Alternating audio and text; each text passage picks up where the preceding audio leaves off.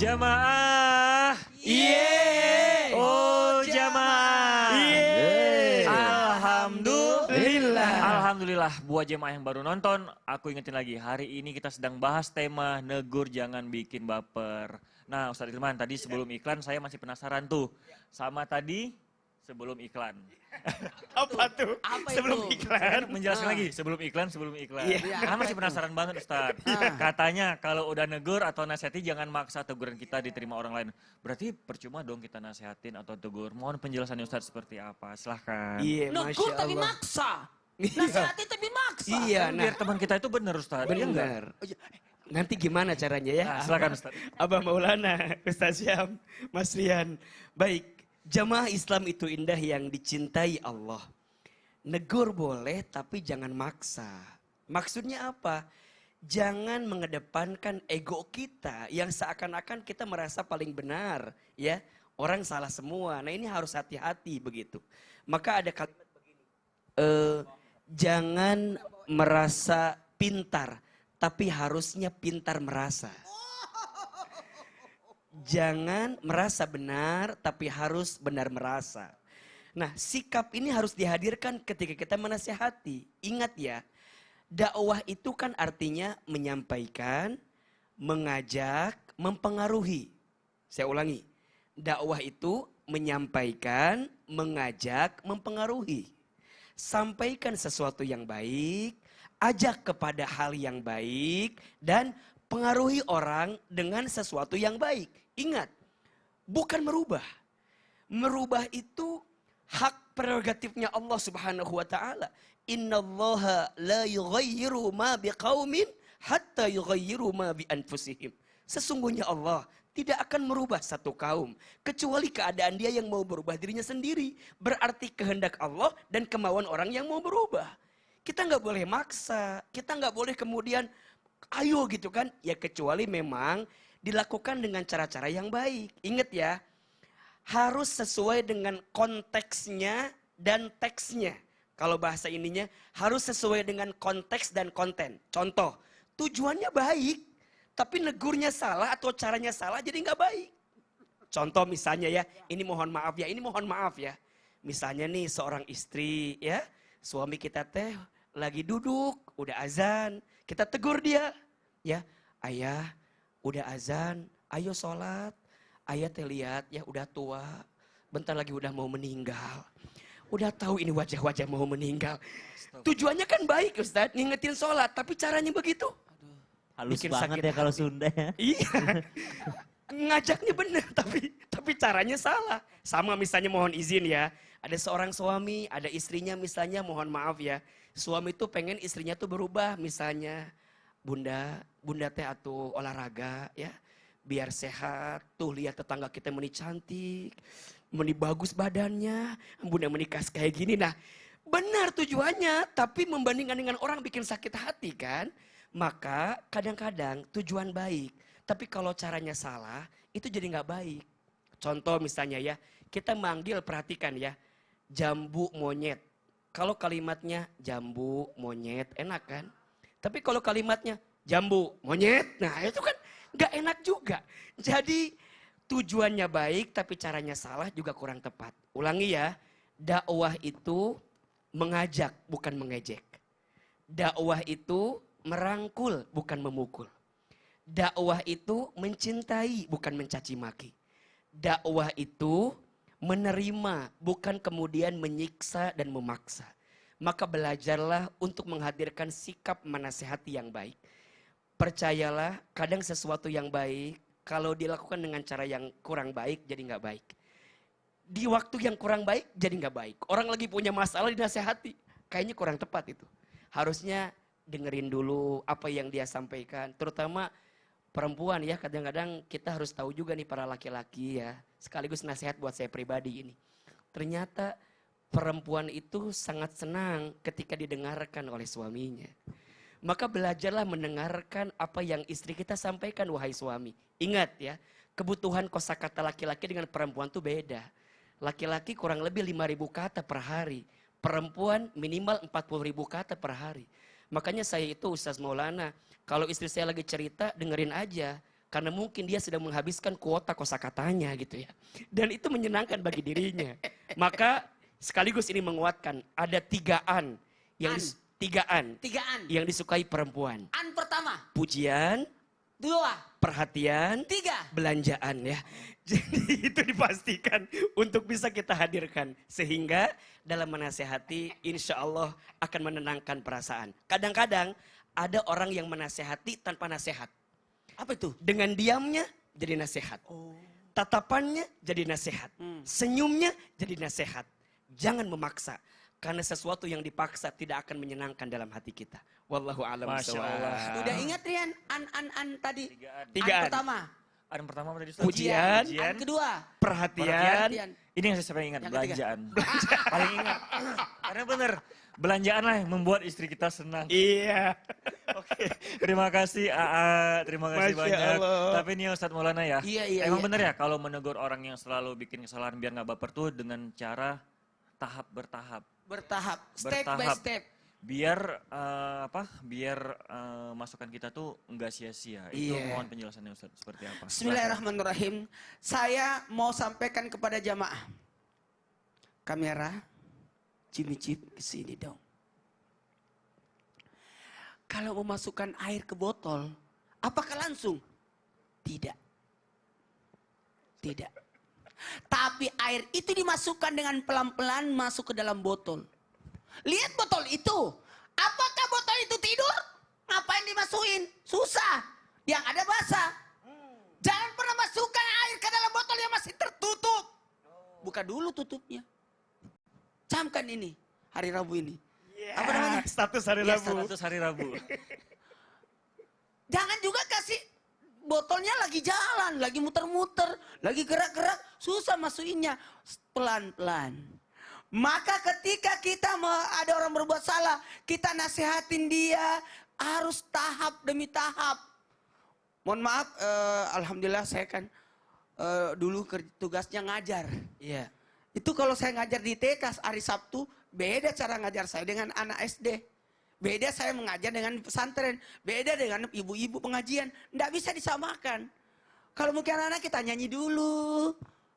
Kalau SD kita bikin gerakan dulu. Mengalihkan perhatian anak. Maka yang pertama, niat yang baik. Coba kalau perlu bacakan doa. Doanya apa? Di dalam surah Ali Imran ayat 200. Ya ayyuhallazina amanu sabiru wasabiru warabitu wattaqullaha la'allakum tuflihun. Kepada semua orang tua yang mau menasihati anak, mengingatkan anak, doakan dulu anaknya. Doakan dulu, tenang dulu. Sebenarnya kita dulu yang berilmu, kita dulu yang belajar. Maka seorang guru kalau mau mengajar tidak bisa langsung pergi mengajar. Harus lihat dulu materi apa, kelas berapa, usia berapa yang kita ajar. Kalau memang kita seumuran, maka hargailah dia. Kalau lebih tua, muliakanlah dia. Kalau lebih muda yang kita sayangilah dia. Sayangi, hargai, muliakan. 1, 2, 3. Sayangi, hargai, muliakan. Itu caranya. Oh, saya mau pergi ceramah di sana. Siapa apa lagi? Responden apa? Jamaahnya. Siapa jamaahnya? Segmennya. Iya, segmennya apa di situ? Siap. Kita lihat dulu. Jadi sebenarnya sebelum kita nasihati orang, mata kuluna di mata alun. Kenapa engkau mau menyampaikan sementara kau tidak melakukannya? Lakukan dulu. Enak itu kalau kita sudah lakukan baru kita sampaikan. Itu lebih mudah. Makanya pelajari, adakan persiapan. Guru-guru sebelum mengajar harus ada persiapan. Harus ada persiapan baru pergi ngajar. Makanya murid-murid saya itu dulu tuh saya ngajar, hebat ya, dia hafal materinya, aku hafalin dulu. Jago, coba buka halaman sekian, wah jago banget. Ya halaman sekian bahas ini bagian di sana ya, coba bahas ini. Wah dia tidak tahu kalau aku sudah pelajari semalam. Caranya mencari cara yang baik, metode apa yang baik. 1, 2, 3, cara berudah. 2, 3, 4, 5, 6, 7, 8. 1, 2, 3. Itu. Tuh. Jadi gitu. Masya Allah. Cara salat yang baik itu. Wah. Berdiri. Habis durasi saya nanti. Dengan lagu ya. Mencari cara, cari media, Cari media, apa kesukaannya mereka. Oh sekarang zamannya sekarang ini seperti ini. Zainuddin MZ, Roma Irama, Putri Indonesia, penjual jamu. Kan harus apa yang menarik buat mereka. Jadi metode yang harus kita gunakan. Lalu ingat, bersabar dalam membawakan. Jangan buru-buru. Makanya tadi Mas Trian udah benar itu. Step by step, bertahap, jangan. Lalu mohon maaf, dalam menyampaikan itu harus ikhlas. Jangan nunggu dibalas. Belajarlah dari orang tua yang tidak berhenti menasihati anak. Lalu kembali ingat kata-kata dari A.A. Ilman, yakni tawakal, serahkan kepada Allah. Karena mohon maaf, Rasulullah SAW sendiri pamannya Abu Lahab, jangankan Abu Lahab, pamannya sendiri Abu Thalib kan, ya Allah. Jadi yang memberi hidayah itu datangnya dari Allah. Maka mohon maaf tanpa menggurui. Jangan pernah menganggap diri kita lebih baik dari orang lain. Keteladanan yang paling penting sehingga orang bisa mengikuti apa yang kita lakukan. Dan saya tambahkan lagi, buat semua jamaah dimanapun berada, jangan pernah membuat orang merasa digurui. Jangan pernah membuat orang merasa, aduh diceramain. Jangan. Berceramalah dengan praktek, itu lebih bagus. Enak sekali. Rasulullah SAW memberikan keteladanan. Diutammima makarimal akhlak. Itu yang paling penting. Masya Allah. Makanya berakhlak dulu, baru berilmu. Berakhlak dulu baru berilmu. Beradab-adab dulu. Adab-adab masuk WC. Iya benar. Dan juga kita harus menyampaikan ke orang tua harus ikhlas. Jadi harus... Salat pedu, itu ada 5. Masing-masing mempunyai waktu. Udah habis durasinya.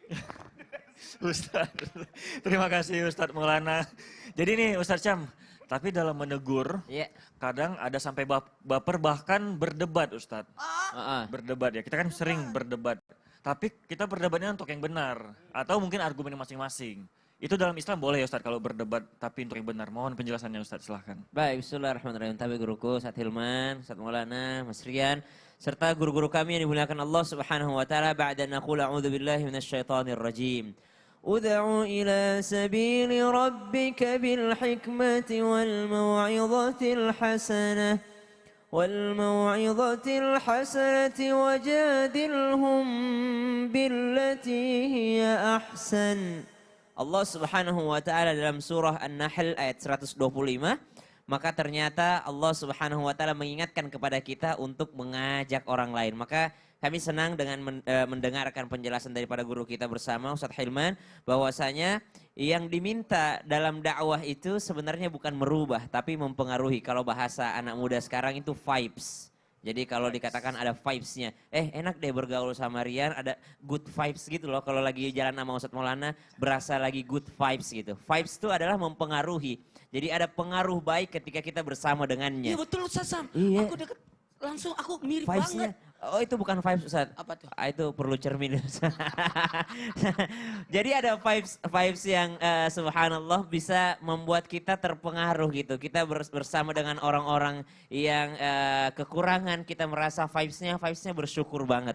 Kita bergaul dengan orang-orang yang berada di bawah kita, mungkin ekonominya, kita merasa bersyukur. Kita berada dengan para ulama mungkin yang tinggi ilmunya, vibesnya itu kita merasa kurang ilmu. Artinya kita pengen belajar lagi, lebih banyak lagi. Kita bersama dengan orang-orang soleh, ada vibes membuat kita ingin ikut menjadi orang soleh. Malu kalau nggak sholat, di sana sholat semua orangnya. Malu kalau nggak ke masjid, semua tetanggaku ke masjid semua. Maka lingkungan ini subhanallah yang diinginkan dalam dakwah. Makanya ada kata uda'u. Uda'u artinya invitation atau undangan. Bukan yakni orang berdebat, bukan orang yang mencela orang lain, mencaci maki orang lain. Tidak mungkin ada orang yang mengundang dengan mencaci maki. Datangnya karena kamu nggak diundang lah. Kita mengundang orang lain untuk memuliakan orang tersebut. Uda'u ila sabili rabbik. Dan mengundangnya kepada jalan Tuhan, bukan kepada Tuhan. Mengundangnya bukan ke surga. Ayo sini ikut masuk surga. Tidak. Allah mengatakan, uda'u ila sabili rabbika. Ikut saya masuk surga. Tidak. Kata Allah, uda'u ila sabili rabbik.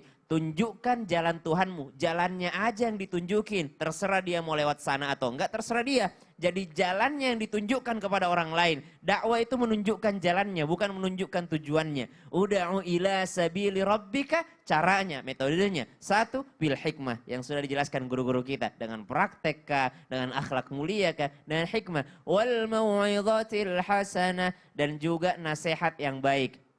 Nasihat yang baik adalah nasihat ketika orang lain mampu untuk menerimanya dan mengakui bahwa itu adalah nasihat. Karena banyak sekarang orang dalihnya menasehati tapi ternyata menjatuhkan derajat orang lain. Yang ketiga inilah wajadilhum billati hiya ahsan, dan berdebatlah dengan sesuatu yang ahsan. Kalau tadi hasan baik, kalau ahsan jauh lebih baik. Jadi kalau kita berdebat usahakan berikan yang jauh lebih baik. Mohon maaf ini ya bahasa agak sedikit.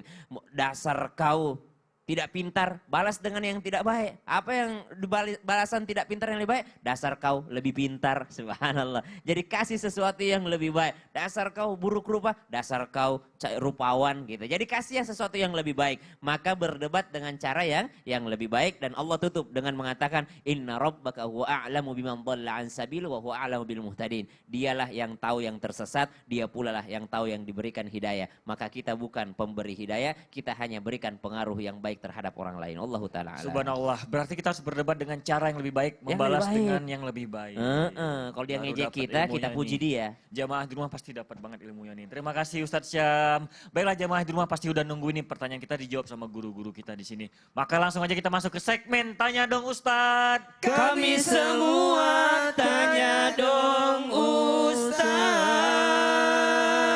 Baiklah pertanyaan dari hamba Allah. Assalamualaikum Ustadz, gimana cara saya menegur anak saya tiap hari selalu nagih warisan saya? Padahal saya dan suami nggak ada harta apa-apa, rumah aja ngontrak Ustadz. Saya tegur anak malah baper, malah ngancem. Saya sama suami cuma dagang sayur Ustadz. Saya harus gimana Ustadz kalau ditegur? Malah dia ngelawan ngatain saya sama suami, ya Allah. Saya salah apa Ustadz? Apa saya demin aja kelawan anak saya atau gimana? Mohon penjelasannya Ustadz Hilman, silahkan. Iya, Masya Allah, Tabarakallah, Ustaz Maulana, Ustaz Syam, Mas Rian. Silakan. Jamaah Islam itu indah yang dirahmati Allah Subhanahu wa Ta'ala. Ini pesan untuk orang tua sekaligus juga untuk anak-anak nantinya. Pertama tadi saya setuju dengan apa yang Ustaz Maulana sampaikan bahwa ada tugas orang tua yang paling utama sebenarnya yaitu solehkan diri baru kemudian solehkan anak. Ketika anak kita menguji dalam hidup kita, percayalah disitulah Allah sedang menempa hati kita agar kemudian kita bisa lebih semakin dekat dengan Allah Subhanahu wa Ta'ala. Maka sikap yang pertama, wahai orang tua yang hari ini diuji sama anak kita, doakan anak kita. Tidak ada kekuatan yang paling dahsyat untuk kita kecuali doa. Ad-du'a'u silahul mu'min. Doa itu senjatanya orang beriman. Maka ucapkan nama anak kita, sampaikan kepada Allah, ya Allah, putraku, putriku, si fulanah ini, ya Allah menguji begini, sampaikan. Allah yang membolak-balikan hati. Ya muqallibal qulub, tsabbit qulubana ala dinik. Ya Allah, tetapkan hati kami ini di atas agamamu. Satu doa. Yang kedua, mungkin kalau kita yang langsung menegur, kadang-kadang dia nggak dengar. Jadi boleh kita pinjam lisan orang lain untuk menegur anak kita. Kita pinjam mungkin lisan gurunya. Biasanya kalau dengan gurunya agak takut biasanya. Agak mau mendengar. Atau misalnya sahabatnya. Dia punya karib, punya teman dekat. Sampaikan. Agar menasehati anak kita yang uji kita tadi. Setelah itu baru kemudian kalau udah didoakan, udah ditegur dengan cara yang baik, melibatkan orang lain. Tapi juga tetap tidak. Maka bersabar dalam kebaikan itu adalah pilihan. Karena kalau kita menanggapi anak yang kemudian gak ngerti-ngerti juga, ujungnya jadi berantem. Nauzubillah min dzalik. Maka ingatkan lagi kepada anak kita tentang akhlak terutama. Duhai dimanapun para anak, belajarlah untuk selalu memuliakan orang tua kita. Belajarlah untuk selalu menghargai orang tua kita. Ini bagaimana mungkin coba? Ada seorang anak yang minta warisan, orang tuanya masih ada. Dan lucunya orang tua sampaikan bahwa dia gak punya harta. Warisan itu turun ketika orang tua sudah tidak ada. Kalau masih ada, gak bolehlah kita minta jatah warisan kita sama orang tua kita. Itu menyiksa bagi orang tua kita. Itu menyakiti hati orang tua kita. Maka duhai para anak, tugasmu hari ini bukan menuntut orang tuamu memberi apa kepadamu. Tapi tuntut dirimu untuk memberi yang terbaik untuk orang tuamu. Jangan dibalik ya.